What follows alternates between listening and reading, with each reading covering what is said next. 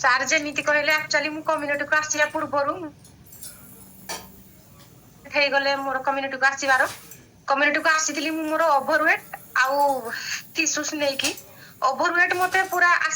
ସଗାତ ଭଳିଆ ନେଇ ଆସିଥିଲା ମୋର ସବୁ ମାନେ ପ୍ରୋବ୍ଲେମ ଗୁଡାକୁ ହେଲ୍ଥ ଇସ୍ୟୁସ୍ ଗୁଡାକୁ ମାନେ ଯେମିତି କି ହେଭି ଗ୍ୟାଷ୍ଟ୍ରାଇଟ୍ ଆଉ ସବୁବେଳେ ଇମ୍ୟୁନିଟି ୱିକ୍ ରହୁଥିଲା ହିମୋଗ୍ଲୋବିନ୍ ସବୁବେଳେ କମ ରହୁଥିଲା ଏମିତି କି ମୋର ପ୍ରେଗନେନ୍ସି ଟାଇମରେ ବି 5-6 ହିମୋଗ୍ଲୋବିନ୍ ମାନେ ରହେ ଆଉ ଏମିତି ଓଭରାଲି ଟାଇମରେ ମାନେ ହିମୋଗ୍ଲୋବିନ୍ କୁ ଚେକ୍ କଲେ ସବୁବେଳେ 7 ରୁ କେବେ ତ ଉପରକୁ ଯାଏନି 9 ବି ଯଦି ହିମୋଗ୍ଲୋବିନ୍ କୋଉଥର ଟେଷ୍ଟରେ ପଳେଇ ଆସେ ତ ମୁଁ ବହୁତ ଖୁସି ହେଇଯାଇଛି 9 ପର୍ଯ୍ୟନ୍ତ ପଳେଇ ଆସିଛି ଏମିତି ହିମୋଗ୍ଲୋବିନ୍ ମୋର ସବୁବେଳେ ଲୋ ରହୁଥିଲା ତ ମତେ ବହୁତ ପ୍ରୋବ୍ଲେମ ହଉଥିଲା କି ସବୁବେଳେ ଇମ୍ୟୁନିଟି ୱିକ୍ ରହୁଥିଲା ସବୁବେଳେ ଥଣ୍ଡା ଲାଗି ରହୁଥିଲା ହେଭି ଗ୍ୟାଷ୍ଟ୍ରାଇଟ୍ ରେ ସଫର ହଉଥିଲି ସିଭିୟର ବ୍ୟାକ୍ ପେନ୍ ଆଉ ଗାଇନିକାଲ ଇସ୍ୟୁ ମୋର ତ ବହୁତ ଥିଲା ମାନେ ପ୍ରୋବ୍ଲେମ ଆସୁଥିଲା ଯୋଉଟା କି ମୋର ସାଇକେଲ ପୁରା 2.5 ମାସ 3 ମାସ 1.5 ମାସ ଏମିତି କେବେ ଆସେ ସେଇଟା ତାର କିଛି ଠିକ ଠିକଣା ନଥିଲା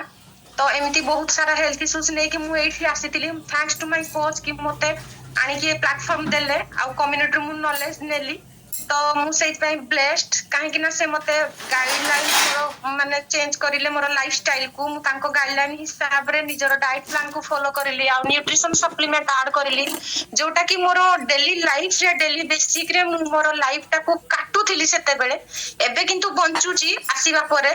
ତ ସେଥିପାଇଁ ବି ମୁଁ ବହୁତ ଖୁସି ଅଛି କାହିଁକି ନା ମୋର ହିମୋଗ୍ଲୋବିନ୍ ଏବେ ତ ପୁରା ପରଫେକ୍ଟ ରହୁଛି ଯୋଉଟା କି ମତେ ୱିକନେସ୍ ଆଉ ଇମ୍ୟୁନିଟି ମୋର ୱିକ୍ ରହୁଥିଲା ଯୋଉଟା କି ମତେ ବାର ବାର ଟେଷ୍ଟ କରୁଥିଲା ଲୁକେମିଆ ପାଇଁ କାହିଁକି ନା ମୋର ମୁଁ ଯେତେ ମେଡିସିନ ଖାଇଲା ପରେ ବି ଗୋଟେ ମନ୍ଥଲି ସାଇକେଲ ପରେ ମୋର ପୁଣି 2-3 ମାସ ପରେ ପୁଣି ଚେକ୍ କଲା ବେଳକୁ ସେମିତି ହିମୋଗ୍ଲୋବିନ୍ କମ ହେଇଯାଏ ତ ମୋର ସେଇଟା ବାର ବାର ଟେଷ୍ଟ ହଉଥିଲା ଲିକୋମିଆ ତ ମୁଁ ସେଇଥିପାଇଁ ବି ବହୁତ ଟେନସନ ରହୁଥିଲି ଘରେ ବି ସମସ୍ତେ ଯଦି ଲେଡିଜ ଲୋକ ଆଜ ଏ ହାଉସ ୱାଇଫ ଯଦି ସବୁବେଳେ ସଫର ହୁଅନ୍ତି ତବିୟତରେ ମେଡିକାଲ ରେ ଯାଇକି ସବୁବେଳେ ଦେହ ଖରାପ ହୁଏ ତ ଅବଭିୟସଲି ସମସ୍ତଙ୍କର ଇମେଜ ଟା ଯାହା ଥାଏ ସେଇଟା ବି ମୋର ଥିଲା ମୁଁ ବି ସେଇଥିରେ ସଫର ହଉଥିଲି କିନ୍ତୁ ଏବେ ମତେ ଦେଖିକି ମୁଁ ମେଡିସିନ ଫ୍ରି ଲାଇଫ লিড କରୁଛି ହାପି ଅଛି ହେଲ୍ଦି ଅଛି ମତେ ଦେଖିକି ମୋର ଫ୍ୟାମିଲି ଆଣ୍ଡ ରିଲେଟିଭସ୍ ବହୁତ ଖୁସି ଅଛନ୍ତି ତ ଏବେ ବି ମୁଁ ନିଜେ ଖୁସି ଥାଇକି ଆଉ କାହାକୁ ବି ହେଲ୍ପ କରିବା ପାଇଁ ଇଣ୍ଟରେଷ୍ଟେଡ ହଉଛନ୍ତି କାହିଁକି ନା ମୁଁ ଚାହୁଁଛି କି ମୋ ଭଳି ଆଉ କେହି ବି ସଫର ନ ହୁଅନ୍ତୁ ବୋଲି